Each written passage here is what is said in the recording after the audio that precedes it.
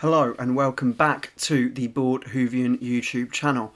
And today, hopefully, fingers crossed, is going to be the beginning of a brand new series, which I'm going to start here.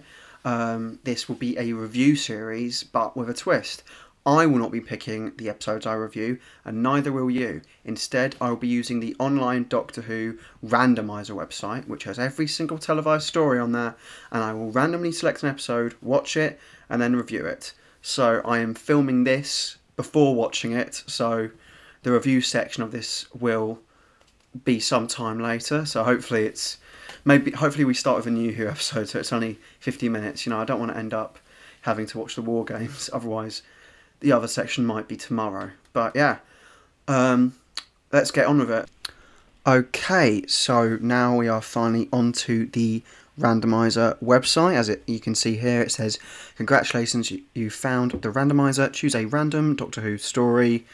So you have the option of choose a story or show settings. I'm just going to go through the settings quickly to show you what I can do. So yeah, all the Doctors are ticked. It can be any story. Obviously, it's just the TV movie for McGann, but it could be there. But the odds are he's the least likely Doctor for it to end up on. It's not going to skip stories which are too long. Any story. It could be the invasion, could be the War Games. That would be a hefty one. If it was the War Games, I'd probably end up doing the review part of this video in 2 days' time. Also, I don't really want to end up on a second Doctor story right now because I'm finishing his era off in chronological order. So I might tick him off, but if it ended on a story which I've watched before, like Power of the Daleks, I'd happily do it. But yeah, I'm not. But with the next section, skip missing stories, I won't skip animated reconstructions. So if it ended up on the Macroterra or, as I just said, Power of the Daleks, I will happily rewatch it and review it. I'm not gonna skip stories with some missing episodes, like Web of Fear. I would review that, but completely missing stories like the Daleks Master Plan, I'm gonna tick that and we'll skip those. I will not repeat stories, as you can see there. So yeah, no repeating stories, which makes sense. I'm not going to do re-reviews. Obviously, opinions change over time, but it's there's so much Doctor Who. I'm not going to run out of content because the show's going to keep going on, and there's still plenty of episodes anyway. So yeah, now I think I've run out of time explaining it. So now I've only got one thing left to do, which is yeah. So it's ended on midnight, which is a pretty awesome one. I kind of wanted a New Who one to start off because it would either be a one-parter or a two-parter and wouldn't be too long, and I could do it now and then put a review out. So yeah, this is quite an interesting one. I'm quite happy with this. I do remember the episode fondly. I remember watching it when it came out. I would have been, nearly 6 at the time of when it came out, but I do remember it, and I remember it being a bit scary. But I'll happily rewatch this one and review it. Yeah, I'm looking forward to this one. So yeah, next time you hear from me will be when I've finished it and watched it, and I'll be doing the review. So see you in I don't know, 45, 50 minutes. I've finished watching the episode. I've got all my notes down here. Well, let's start the review off. To quickly talk before I, go through the story as a whole, I assume everyone's who's watching this has seen the episode, but as a review on YouTube, I feel like I've got to go through the story, explain my thoughts of each of the significant moments going through the plot, and at the end I'm going to summarise on a few points. But yeah, I do think this story is phenomenal. I'm just going to get this out of here straight away. I think this story is brilliant. I think this is part of an amazing era of Doctor Who, possibly one of the best eras of Doctor Who. Series 4 is sublime. Yeah, I think it's Tennant is one of my favourite Doctors. I've kind of made that clear in past videos, but yeah, I love this era. One of the things I love about the series is Catherine Tate, and she's not in it. This is a Donna light episode, and you barely notice it as the plot just kind of takes you in very quickly. before the titles, as you suddenly realise something wrong is definitely going to happen. And I love this cold open, as you know, it's all quiet, it's all fun. You know, Donna's sunbathing, and the Doctor is calling her about to board the cabin, and that final line he says, what could possibly go wrong? Just brilliant, because as the viewer, that is setting up something horrible is going to happen, but we don't know how horrible it's going to be. As the Doctor is used to fighting monsters, a physical threat, but fighting a threat like this challenges him to the point where I feel like the Doctor loses. The Doctor doesn't win. The Doctor has lost. He doesn't save himself. He is saved by other circumstances, and that's fantastic from Russell T Davies, as he shows the Doctor has weaknesses, and they are thoroughly exploited in this story. But yeah, I love this cold open. Very early on, you've got them boarding on. It's very calming music. The hostess is talking to everyone coming on, and then you see her come to the Doctor, and she is discussing him, talks about all the, things that a hostess would talk about, headphones, this, that and the other, peanuts and all that. And then the Doctor at the end says, allons-y, which is subtly questioned by her, which displays the fact that she's noticed that's odd and doesn't hear it often, therefore she'll remember it. This is very important and foreshadows the importance of it later on. I think David Troughton, to go on to the cast, I think David Troughton is brilliant, obviously the son of Patrick Troughton. He's phenomenal. So yeah, I feel like the cast is really strong in this one. I know I'm going off track, I should be getting on with the plot, but yeah, they are phenomenal in this story. So you've got, the Doctor, the hostess, which is never named. I'm looking at the cast list right now. It's just the hostess. You've got Skye, who's phenomenal. And obviously she's been in a series which I can't quite name, written by Russell Davies before. You've also got The Professor by David Troughton, I've already mentioned him. Dee Dee. You've got Val, Jeffro's mum, and Biff, Jeffro's dad, and Jeffro, who's played by Colin Morgan, obviously Merlin, and they all are phenomenal. It's a really tight cast, really tight scenario. It's a claustrophobic episode, and everything works. This episode is very, very clever, and it explores humans in scenarios, and all of them react differently, and all of them are natural, all of them happen over time, and the signs of these reactions are subtly put through as the episode progresses before their reactions become extreme. And that is just so brilliant from Russell T Davies. I can't really, understate how phenomenal I think Russell T Davies is. I mean, he's a fantastic writer, and, the world will be a poorer place when he stops providing dramas to us. For me, the tension in this story really begins when the Professor is doing a presentation to everyone, because he's slightly putting in the mystery and the curiosity around the planet Midnight, as he's explaining no one's actually ever been there, no one knows anything about this planet. We can see it, we can't touch it. And he says no one's ever lived on this, they can't have. And then Jeffro goes, well, how do we know?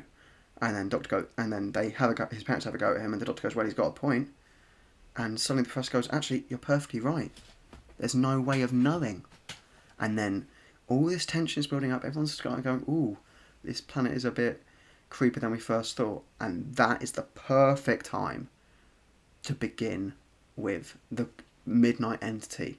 This is where slight bits of fear are coming in, and curiosity, because the Doctor doesn't know what it is, they don't know what it is, the mechanic doesn't know what it is, and we will never get an answer. Questions begin in this episode and they never stop, and the Doctor never has an answer for it. He tries to distract and act like he's the smartest one in the room, which he is, but despite being the smartest one in the room, because he doesn't have any answers, he can't save himself from being a target. And while he goes into the rescue truck, obviously Driver Joe says, it's going to be 1 hour until a rescue truck gets here. And that is just brilliant, because that means there's 1 hour for the rest of this story before the rescue truck gets there. And in that 1 hour, such a short amount of time, when you think about it, and so much happens. I love the moment where the Doctor's with Driver Joe and Claude, the mechanic, where he encourages Joe to open the window and just leave them with just the glass and the planet in front of them to look. at the glaciers. And it's such a lovely Doctor moment because it shows that wonder and an eye for, beauty in the universe as he says, come on, live a little. And I love that moment from the Doctor because it's so Doctor. It's not specific to the 10th Doctor. That is a moment which I thought every Doctor would feel natural having. And then, the real tension of the episode escalates here, where suddenly we know there's probably something out there. The cabin has stopped, but before the banging even begins, this is where we know there is some living thing, which we were told was impossible, and now there's a suggestion that there might be. As Claude goes, look, and he hesitates thinking, no, I'm not right, but then and he suggests to the Doctor that he saw something, and as soon as the window is coming down, he's suddenly adamant, yeah, there is something. And he says, it's coming towards us, which, well, once you hear that, you know, as the audience, it's coming, it will come, and it's going to be very soon. The Doctor obviously leaves the driver, and Dee Dee is quick to ask him what's going on, and he repeats exactly what they said. He goes, no, yeah, it's just the engine stabilising, but she actually is smart enough to understand that's not true. That's, breaking a Doctor Who trope of the Doctor explaining stuff, and the common person, going, okay, fine. No, the Doctor may not be maybe the smartest one in the room, but the difference between him and the others in this scenario isn't big enough to convince them otherwise. They know he's not completely telling the truth, just as the drivers were. Dee Dee knows this engine can't stabilise. Something's going wrong. Why have we stopped? No one knows why they've stopped. And this is where things begin to escalate as the Professor asks the Doctor just quietly a little question. He's clearly not worried, but he's inquisitive as to his safety. As he just asks the Doctor, how long are we going to be stuck here? Maybe how much air have we got? And Val hears that, and that's where things really pace up a bit. She's suddenly panicking, going, what'd you say? What'd you say? Are we going to run out of air? And then Biff's getting involved. Everything gets a bit louder. Dee Dee, Shaq talking back at them, telling him everything's fine. They're all, panicking a bit until the Doctor tries to calm everything down and shouts everyone to be quiet, takes control. He takes control and calms everyone down, letting Dee Dee explain how they're all fine. Now, this is very significant going forward in the story, and you'll find myself coming back to moments like this throughout the episode. This is where the episode begins its exploration into how humans act in scenarios. As different people are acting in different ways. You've got Val and Biff being very reactive and being very emotional. Obviously, other characters react to emotion, but their main drive between what they say and their decisions aren't raw emotion. They are, what they're thinking and their analysis of the situation. You've got Dee Dee and the Professor, which aren't always on the same page in terms of what they think, but they both come to their conclusions in similar ways. They both analyse and observe and, come to their conclusions through reasoning, which makes sense, as one of them's a professor, one of them, is a, student, and it makes sense. It's very clear as to why these characters are acting this way. You are learning things about these characters, and these characters are consistent throughout this episode.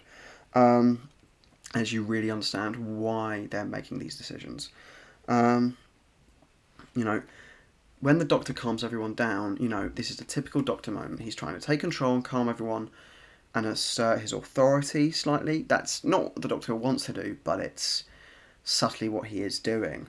And he always does, taking control and being the man in charge. And then this all begins to fall apart for the first time in this episode. His superiority above everyone, his control and assuredness in, scenarios is tested. Suddenly the Doctor is no longer the smartest man in the room. Well, he is, but suddenly the power which he gets from that is being tested more than ever. As, that noise brings everyone's fear up, and the Doctor is even scared of it, as the Professor relies on his knowledge, and so does the Doctor, and they are both stunned. The Doctor knows that most things are possible in the universe, so he's thinking there might be something outside, whereas the Professor, not having as much experience as the Doctor, falls back on his knowledge and goes, no, it could be anything. It could be anything like rocks. It can't be a person. There is nothing out there. There is no it. However, the married couple, Val and Biff, they are in fear. Jeffro is stunned and silent. However, he's still making funny remarks. So all the, banging on the door escalates. It moves around the cabin. Everyone's getting a little bit more scared. It's clear after Biff does it that it's suddenly repeating to them, which shows it's not just a noise or, pipes or rocks falling on them. Something is responding to them, showing it's conscious, showing that it's alive, disproving the professor. Suddenly he is stunned and doesn't really talk after that until the incident where suddenly Skye separates from the group. She's clearly the most terrified out of all of them, and it moves towards her. She goes, it's coming for me, it's coming for me. Everyone watches the noise, follows towards her in a corner, and, the cabin shakes, everyone falls over, the lights go off, and everyone gets up and is just checking if everyone's okay. And then, as everyone's checking on each other, they've got torches, they find that Skye is in the corner, alone. Yeah, as they realise Skye is beginning to repeat their words, I really love the quote from Jeffro, because this is, even in this moment, he's trying to be a little bit funny, like I would. He goes, "Hi, my name's Jeffro." She goes, "Oh, my name's Jeffro." It's brilliant, really funny. Again, I would probably do that in this scenario. The fear's not quite settled in yet, because she's repeating, they don't know why. They're not quite sure as to whether she's been possessed yet. They come to this conclusion later, obviously, but at this point, she's just repeating. They're just like, why? The doctor's telling her to stop. Before it's obvious, she is just repeating everyone, and she can't stop. It really is evident that she is repeating them, not by choice, but by function. It's all that she can do. And it's not her doing it when the doctor, makes her repeat the square root of pi. Really, congrats to David Tennant and Leslie Sharp for pulling off that scene, because it's really impressive to perform that line, the two of them. First of all, they've got to make sure they're in time with each other. They're not perfectly in time, but there's a little bit of a gap, and they've got to maintain the speed, talk at the same pace roughly, and remember the square root of pi, which is a long number, and they manage it. I can't imagine how many takes that took. I mean, if I watch Doctor Who Confidential right now, which I have on DVD, in the Series 4 box set, I could see that, but I've watched the episode. I don't have time to check that out now. But yeah, really impressive from the actors. But the importance of that moment shows this thing can repeat anything. It's not listening to them. It's like extracting information and chucking it back at them, almost like a computer repeating something. Like, that's this entity's power, showing a person couldn't have done that. A person couldn't have heard something and repeated it like that. This is something else. This is something more. This is something alien to what we know. And this really just escalates the fear and the tension, not just with the viewer, but with, the normal people in this episode. The cast are fantastic, as I've said earlier. They are stunned. They are stepping back and are scared as to what's happening. Suddenly, the lights are back on, which, again, is a moment where the tension slows down, everyone calms, everyone's kind of a bit, chilled out, everything seems a little bit more normal, the light's back on, they're talking, and they can't hear anything repeating. That's the amazing bit. As it calms down, you no longer hear the repeating. Their voices sound a little bit distorted, but everyone's calm, except for Jeffro and the doctor, which is cleverly done by the director, as you see Jeffro looking worried, clearly looking in the same direction, so he's looking at Skye, and he just goes, "Doctor," and the doctor just goes, "I know." They are both aware, they are both looking at Skye. Everyone else isn't, everyone else is calm, until eventually Jeffro points it out, and she is repeating everyone pretty much at the same time. Maybe like a few milliseconds between the people she's repeating, but that is just the terrifying point. She is basically, as Val says, those are my words. She's stealing my words. She's stealing my voice. Because how could she say what they're saying just as they're saying it? She's, connecting to them. She's extracting something from them. She's extracting their words, which they have, And it's just so chilling, watching this happen, just put yourself in that scenario. Someone's taking your words, like, that's ridiculous. And especially for the Doctor, because one of his many powers is talking his way out of scenarios, and suddenly that is not going to help at all, as it's only going to bring him further to his own demise. It's at this point where Jaffro suggests that Skye was chosen by the Entity. He suggests that, she was the weakest, she was the most scared, and then it went for her, which is a really good observation by him.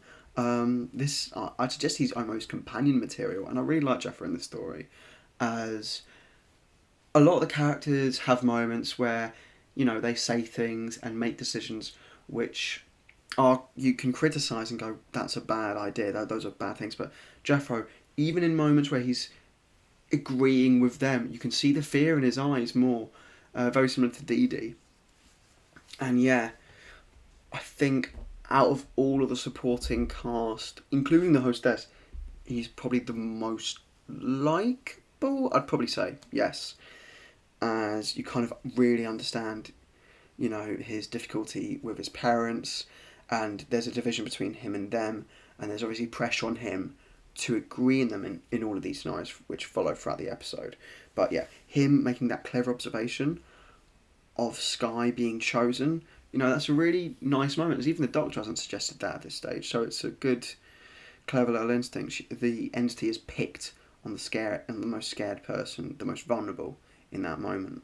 They are the beginnings of a rebellion against the 10th Doctor just after this, which start with the hostess, which is very important, as the hostess starts everything and everything ends with her as well, as you probably know, as she suggests we should throw Skye out.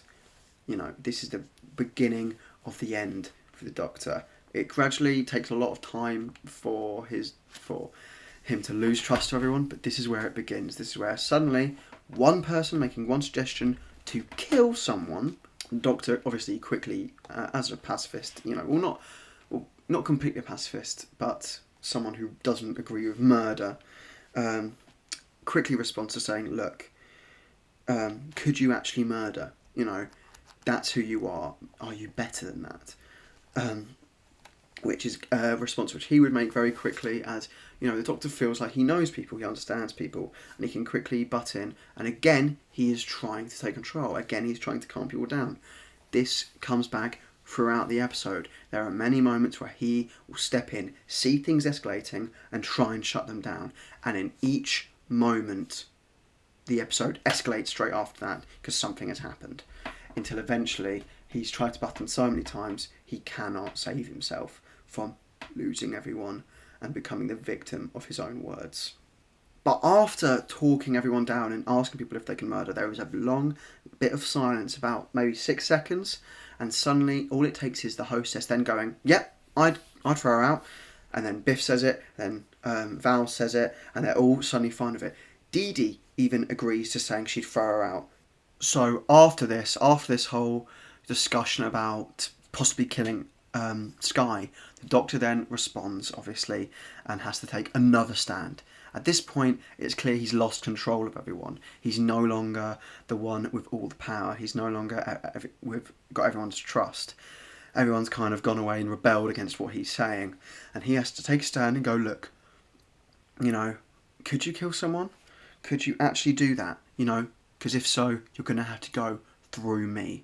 And just like the last time, there is silence. People are thinking it through, scared to say something. Admitting you want to kill someone, even if you did, saying that out loud is scary. They're all silent. But once again, it's the hostess who speaks first.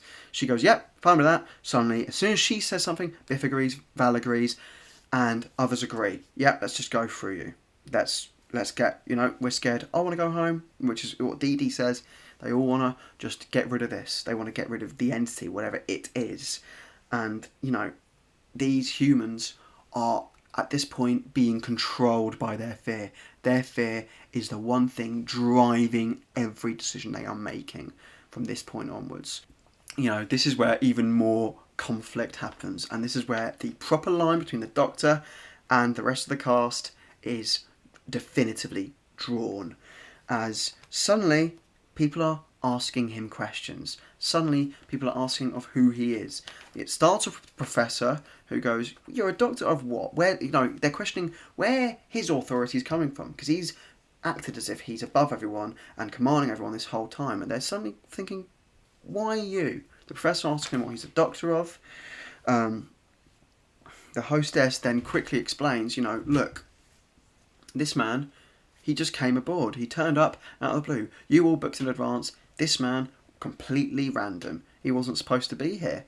And yet, he came up and arrived. Really, setting up, who is this man? And you've got to understand, obviously we're an audience, we know who the doctor is, we know he just pops around places. But in this scenario, you'd be questioning what this man's doing here.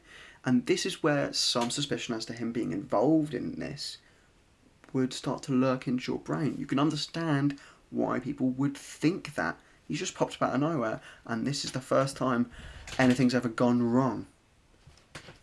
Suddenly, everything's connecting in people's heads, and people are jumping to conclusions. Once Jeffro starts questioning the Doctor, everything's kind of gone wrong for the Doctor. As this character who's been quiet and, I feel like been the least jumping to conclusions. He's the one who's kind of remained, steady and, not let his emotions get the better of him. And he's been the most in line with what the Doctor's been saying the entire time.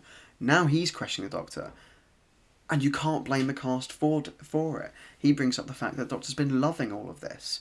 And you can see that in the Doctor. We know he's someone like that. And it's probably his most inhumane trait, finding joy in stressful, scary scenarios. And it's what really causes the division, as now he's lost Jeffro. The professor goes, "Look, you've got some sort of glee. Why?" The Doctor tries to explain, he's got a... He can't not admit he's interested. He has some sort of interest. This is a fascinating, new, living thing. He can't help but be interested. But that still doesn't explain who he is, where this authority comes from.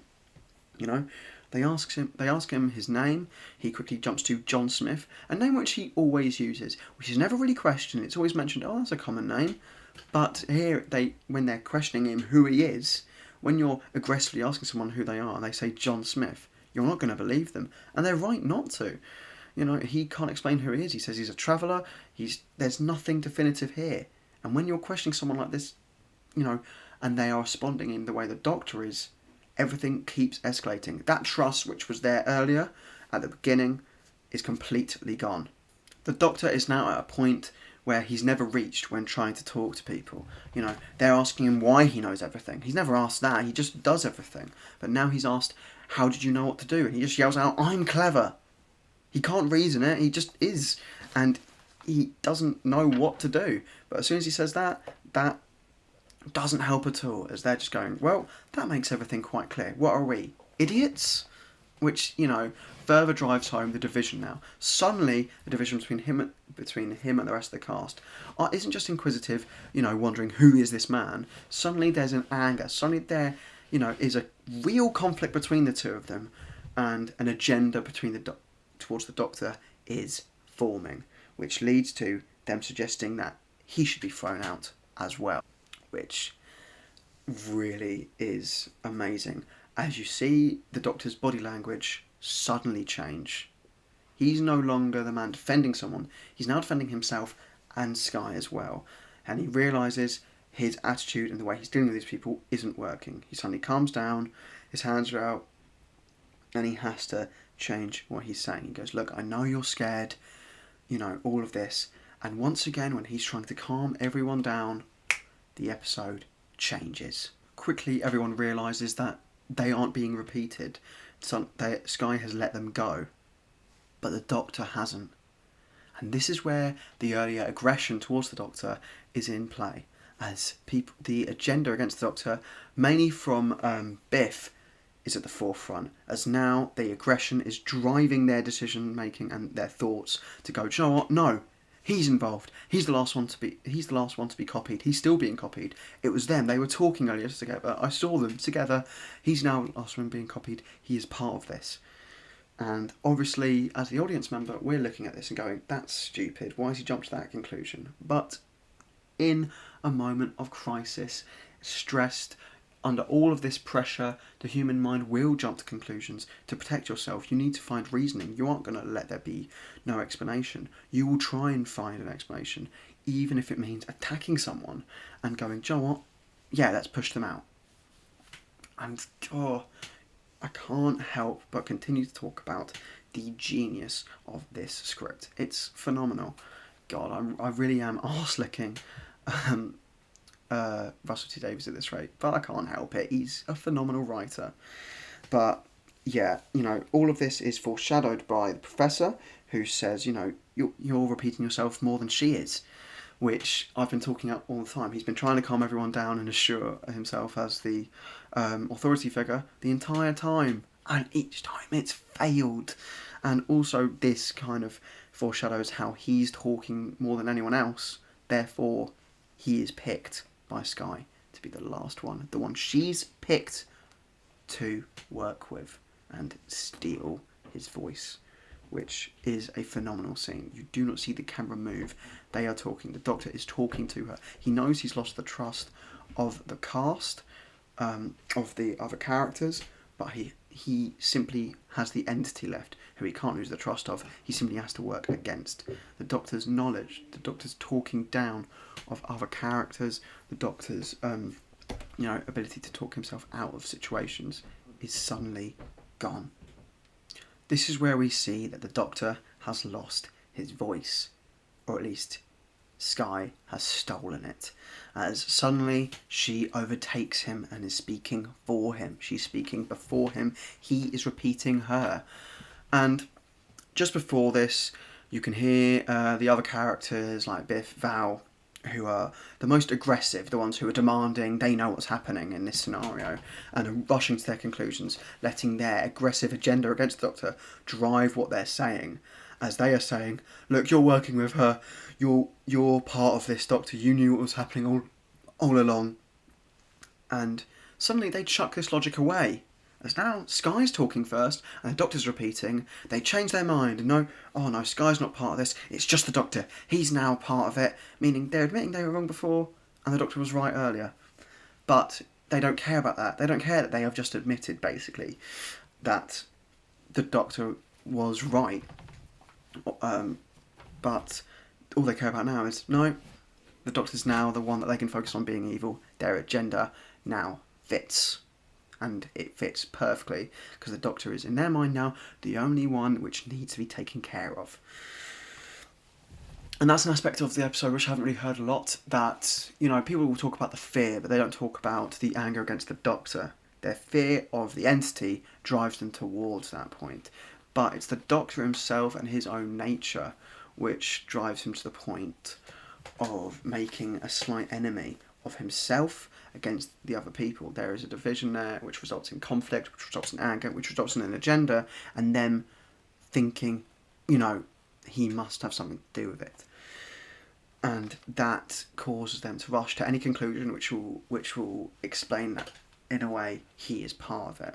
So as soon as he's repeating, it's perfect for them to suddenly go, do you know what? They'll jump back on the idea of throwing someone out. The Doctor isn't there to stop them from doing it, and they will throw him out. And Skye, as we know, being possessed, is encouraging them to do it. However, there's two characters which don't think so. The hostess is hearing her talk and thinking, I can hear his voice. Suddenly you hear her talking in the background, not acting, not making anything, not doing any actions, and just watching everyone discuss with Skye and care for her, and she's not quite doing that just yet. And Dee Dee is also saying that. She's allowed to talk by everyone.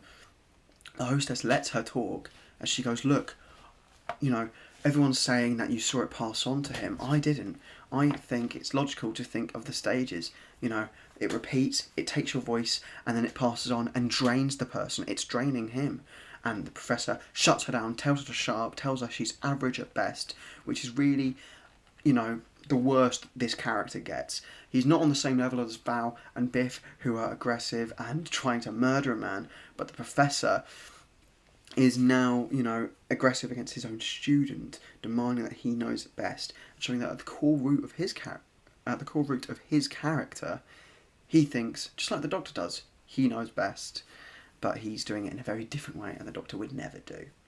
The one person who's not talking really is Jeffro, who's kind of stunned and quiet and afraid, doesn't really know what to say. He's just kind of letting things happen in the background.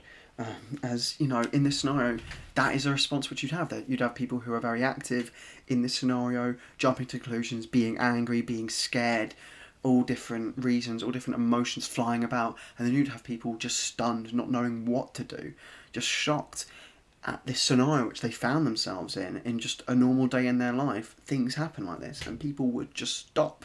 And Jeffro has. He's just in the background, just letting everything happen. He's seeing his own parents try and drag a man out and murder him, effectively. You know, if you saw your parents do that, I'm sure you'd react in a similar way. Or that would be one of the ways you probably could react. All these people are so... not like, I wouldn't say normal, it's not a normal scenario, but they are all very human people. These are all human reactions, and these are exploring, as I've said before, it's a perfect exploration into human emotion and how humans react in a crisis. And again, Russell T Davies is a genius. I don't know how many times I'm going to say that, but I will continue saying it until I'm proven wrong. So I will continue saying it forever. As they're all dragging the Doctor out, Skye shows a kind of glee which the Doctor was showing, but no one notices it. They're all focused on the Doctor. All eyes are focused on the Doctor, who is being dragged towards his death, or so we think. As Skye is looking a bit cocky, she's using all of the Doctor's words, being all clever, monologuing, not looking at everyone, and then she goes, "Molto bene, allons-y." She's quoting the Doctor. You know, I know it's like a catchphrase. People don't like the Doctor having catchphrases, but in this scenario, it saves his life. As mentioned right at the start, the hostess takes note of him saying that and goes, "Hold on, those aren't her words. They're his.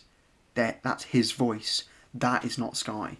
And she jumps in and makes a brilliant decision. She knocks everyone out of the way, picks up Skye, opens the door, jumps out. And that is an amazing sacrifice. That is an amazing heroic moment. She's been the one driving everyone. In most of the cases of the Doctor asking questions of them, she's the first person to respond. She's the first person to respond to chuck Skye out. She's the first person to respond when asked if they'll be willing to go through the Doctor to get to Skye and push her out. After that, it's more Biff. But she's helped drive people to that aggressive point to which they are killing the Doctor. And I don't know if it's completely intentional, but I feel in this moment she's feeling guilt for driving people towards this idea. She's the person to suggest throwing someone out, and it's now resulting in the potential murder of the Doctor, and she knows it isn't him. So she makes an amazing sacrifice and takes her with Skye. It's really clear as soon as this happens that the Doctor was completely right and Skye was part of this. It proves Dee Dee right, that Skye was always in control as soon as the Doctor was overtaken. She is not Skye. She was possessed by the Midnight Entity. It's very obvious as the Doctor suddenly is no longer frozen. He is no longer still. He is no longer shaking and with his terrified eyes. He is now free to move as he was, and all he can say is, "It's gone."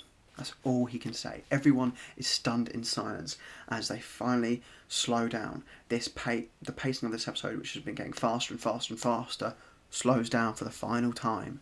And you see everyone getting their breath back. Everyone having time to think about what they've done. And you can see slowly in their faces, especially the Professor, Biff, and Val, they know what they've done. And they realise what they've let themselves become, more importantly.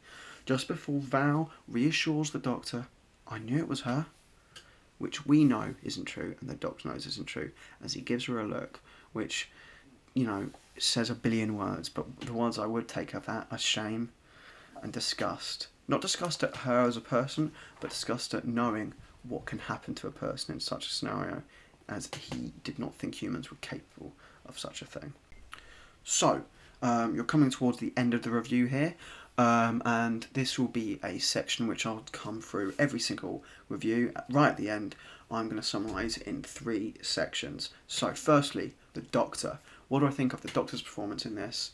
I think it's a 10 out of 10 from David Tennant. He's absolutely knocked it out of the park, doing something which no Doctor has done before, which is exercising many of his strengths, and they all being knocked down one by one by one to show they are weaknesses in this scenario. And the one thing I love about this is this episode does change the Doctor for the better. As you see in Planet of the Dead, a very similar scenario, he takes care of the situation a lot better and gets the people's trust as early as he can to make sure that something like this never happens again. What did I think of the supporting cast? Well, again, I think it's a 10 out of 10. I think they're all fantastic. I think they all play their parts perfectly. I think the best thing to do, if you can perform as an actor and make the audience hate you as a character, not because of the way you're acted or because of the way you're written, because the actual character you are is hated and you're supposed to be hated, then you've done a fantastic job.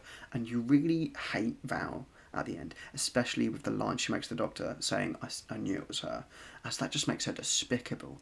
As everyone else in that scene, you know, their body language suggests they're kind of shocked at what they've done, but Val, you know, in that last moment trying to get on the Doctor's good side is just so despicable, but it's so well written. Everyone is perfect in their roles, and the episode, I can't say it's nothing but perfect. It is well written. It is like clockwork. Everything fits perfectly and moves perfectly.